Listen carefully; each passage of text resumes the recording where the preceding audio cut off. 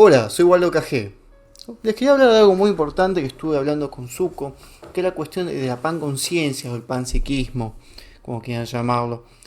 Creo que no fue suficientemente claro, no pude desarrollar, por supuesto fue una charla sin notas, informal, y quería cambiar eso, quería hablar propiamente dicho de este tema puntual. Y quiero exponer por qué me cae tan mal esta cuestión.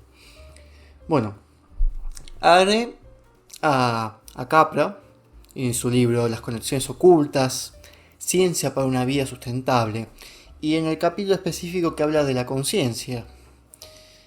Agarré a este hombre básicamente porque me parece, primero es un defensor del paradigma de complejidad, y a pesar de ser un simple divulgador, él se radicaliza en esta cuestión, y me parece que los radicales, a pesar de que nos caigan mal o bien, son más sinceros que los moderados. Entonces, al analizarlos y estudiarlos, vamos a percatarnos de las consecuencias últimas de una teoría.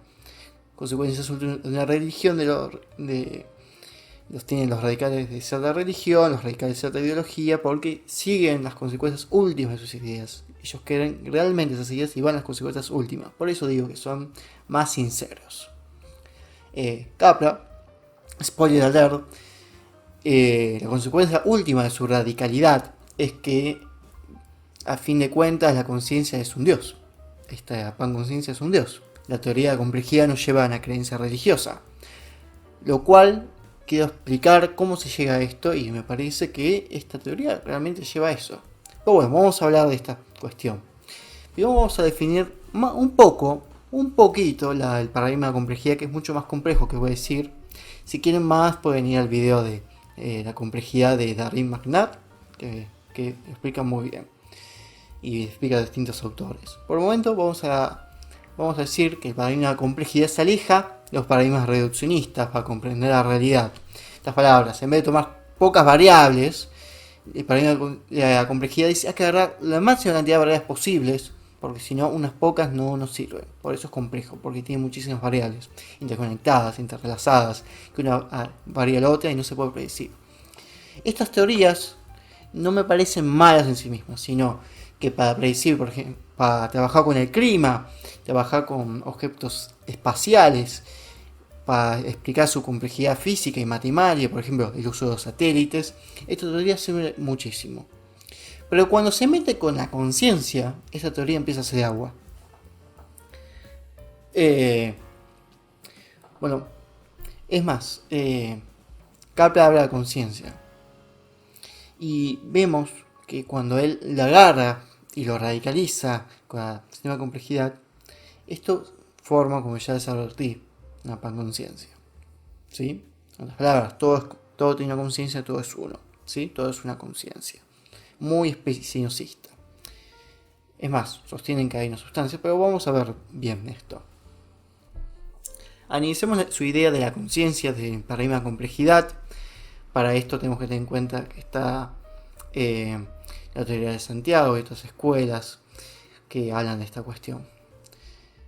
El problema fue este. Se buscaba superar el dualismo cartesiano de mente y materia separadas, que esta teoría no puede explicar su interacción entre las dos, ¿sí?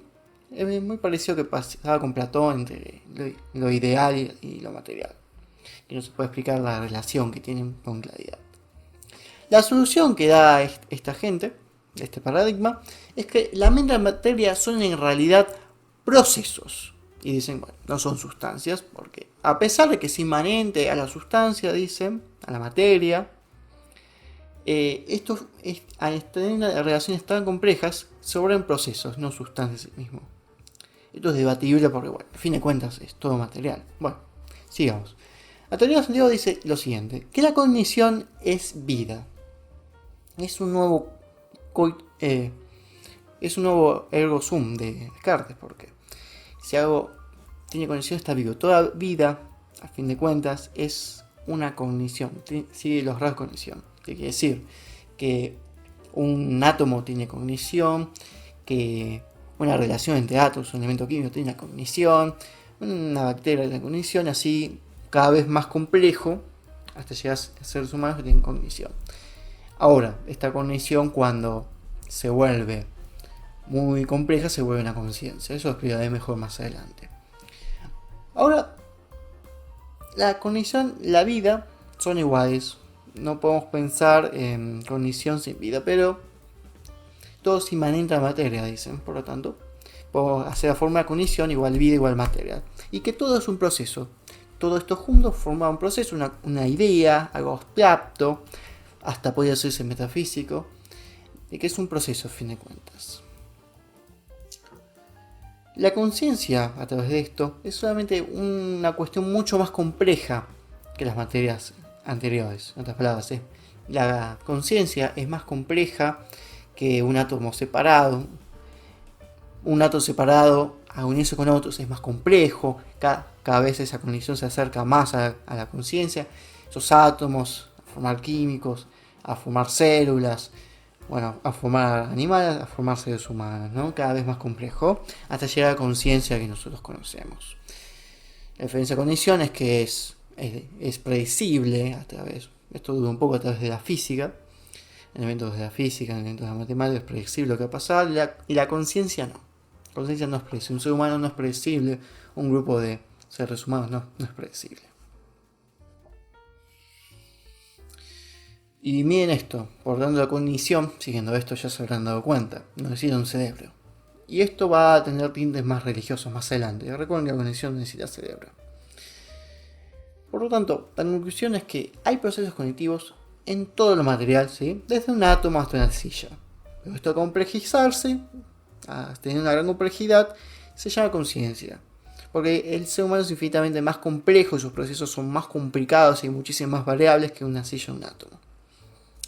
Ahora, la pregunta es, y siguiendo con esta teoría, simplemente hay que radicalizarla un poco más, es lo siguiente. ¿Qué sucede cuando se complica el hombre mismo? Y comienza a relacionarse con otros, haciendo grupos, relacionarse con la computadora, yo con esta cámara, yo con este micrófono.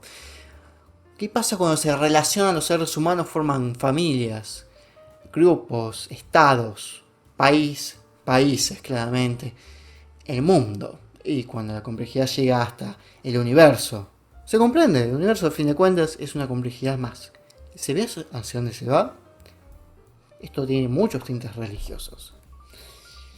En conclusión, habría un fenómeno emergente, una emergencia de esta conciencia nueva, tanto como hay en los grupos, tanto como hay ahora entre vos y yo, tanto como la que hay en los países, en el mundo, como hay en el universo. Por lo tanto, el universo sería otra conciencia más, una panconciencia, un nuevo estatus de conciencia, un nuevo fenómeno emergente que surge. ¿Se comprende? Puramente consciente. Conciencia propiamente hecha, siguiendo esta teoría. Es más, este hombre nos cita lo siguiente, lo voy a citar en la página 101. A mirar al mundo nos rodea. Nos percatamos que no hemos sido arrojados al caos y a la aleatoriedad, sino que formamos parte de un orden superior y de la gran sinfonía de la vida. Cada molécula de nuestro cuerpo ha formado antes parte de otros cuerpos vivos o no, y volverá a hacerlo en el futuro. Sigue siendo material. Este Dios, al parecer, es material. Continuamos. En ese sentido, nuestro cuerpo nunca morirá, no hay muerte, sino que vivirá una y otra vez porque la vida sigue. La vida es el cuerpo, no hay nada abstracto, no podemos hablar de alma. Aunque él habla de alma, pero bueno, el alma tiene que ser material sí o sí. Y también no hay individuo, ¿no? Porque no importa el individuo, total, lo importante es esta conciencia amplia que se arma, el individuo no importa. Con el resto del mundo vivo, no compartimos únicamente las moléculas de la vida, sino también sus principios básicos de organización. Y puesto que nuestra mente también está encarnada físicamente, nuestros conceptos, nuestras metáforas se hallan tan inmersos en el trama de la vida como nuestros cuerpos y cerebros. Pertenecemos al universo. Él es nuestro y este es nuestro hogar.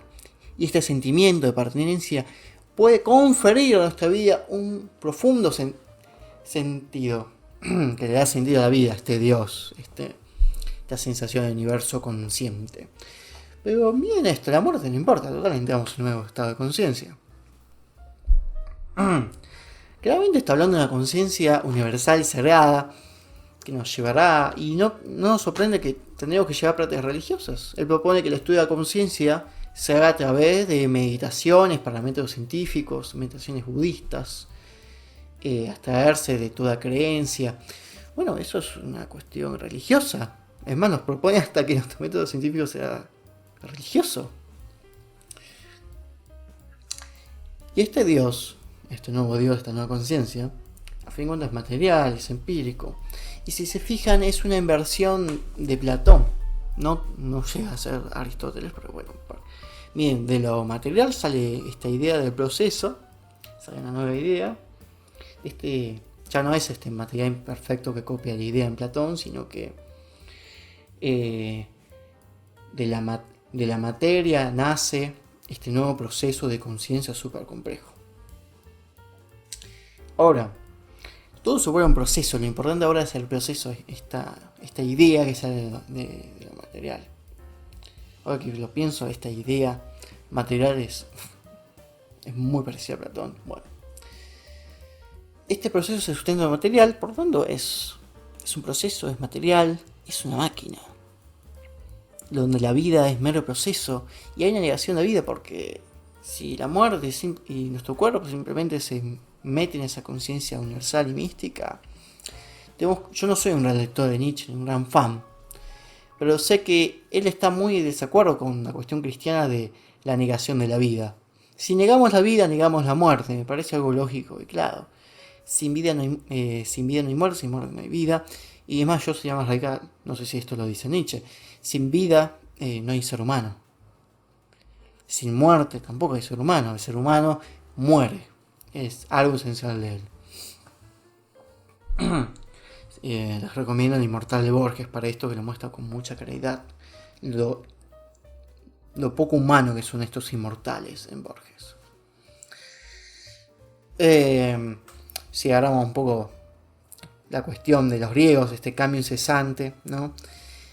Él habla del cambio incesante en estos procesos, que es algo que siempre aparece. El mundo sensible es cambiante, ¿no? Pero la forma se mantiene, como dice Aristóteles. Y esto no es coincidencia. Si nos fijamos, Aristóteles y Platón terminan con grandes tintes religiosos. Yo sospecho que en filosofía, cuando cometemos un error en la lógica, un error filosófico, en vez de aparecernos como en la matemática, en las calculadoras que nos aparece sintaxis error cuando metemos la pata, la filosofía nos dice, bueno, entonces hay un Dios omnipotente y todo lo resuelve. Creo que eso es un error. Estoy sospechando eso. Habría que estudiarlo con más seriedad, pero es una sospecha que tengo. Y esto genera muchos problemas éticos.